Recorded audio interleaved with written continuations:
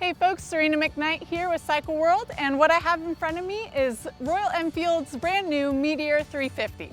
Now this motorcycle is powered by the air-cooled single-cylinder engine that's 349 cc's.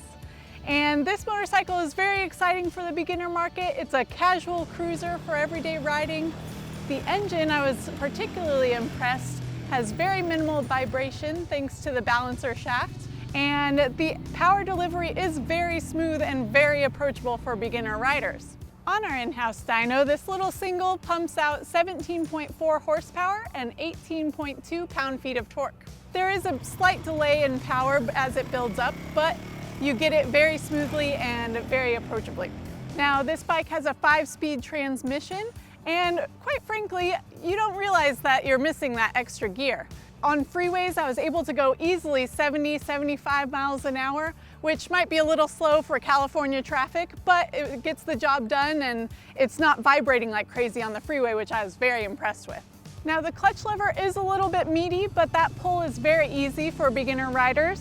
And the heel toe shift lever is a little harder for my size 10 boot to get under, but I do like the heel shifter as a great alternative.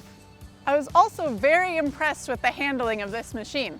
It has a 41mm front fork and dual shocks in the rear. Throughout the turns, it really takes those turns with confidence. Now this suspension stays very true to line as you're taking a turn in mid-corner bumps and it doesn't get jostled out of place. When you do grab a fistful of the front brake lever, you do feel some front end dive. However, it's not terrible. It's only like maybe an inch or two. Now with the softer rear suspension, you do feel it wallow a bit in the undulations of the road, but that's what's expected out of entry-level shocks. And as for adjustability, the rear is adjustable for preload. Now on to brakes. The front is situated with a 2-piston Vibray caliper and 300mm disc, and the rear is situated with a single-piston Vibray caliper with a 270mm disc. One gripe I have about the front brake is it doesn't have a whole lot of feel at the lever, but with this machine weighing at a measured 418, it's not so bad. It's adequate enough to make a stop safely and securely. And speaking of safety, this also comes standard with ABS.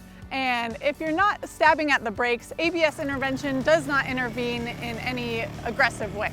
In regards to ergonomics, the seating position and the seat itself are both very comfortable. The seat is nice and wide, so I rode for hours on end and it was still very comfortable at the end of the day. Now the ergonomics are also very relaxed, just like the engine character. You have a nice easy reach to the bars and an easy reach to the ground and the foot pegs. Seat height is a measured 29.7 inches. And again, like an easy bend at the knee for me at 6 foot, and I'm sure for shorter riders as well.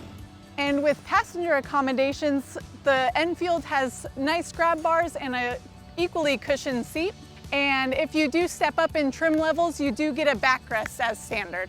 Now, a super nifty feature with this Meteor 350 is that it has a navigation system included. This little screen is located on the right side of the analog cluster. This is termed as Tripper Navigation by Royal Enfield. It displays colored turn-by-turn directions, which is super helpful for when you're coming up to those turns you need to make. Now, in regards to fit and finish, the Royal Enfield does have some things where it could improve on. For example, the wires are a little all over the place and they're wrapped a little sloppily in my opinion. But overall, this is a beginner bike. This does have a very simple cruiser vibe, and that's just what it is.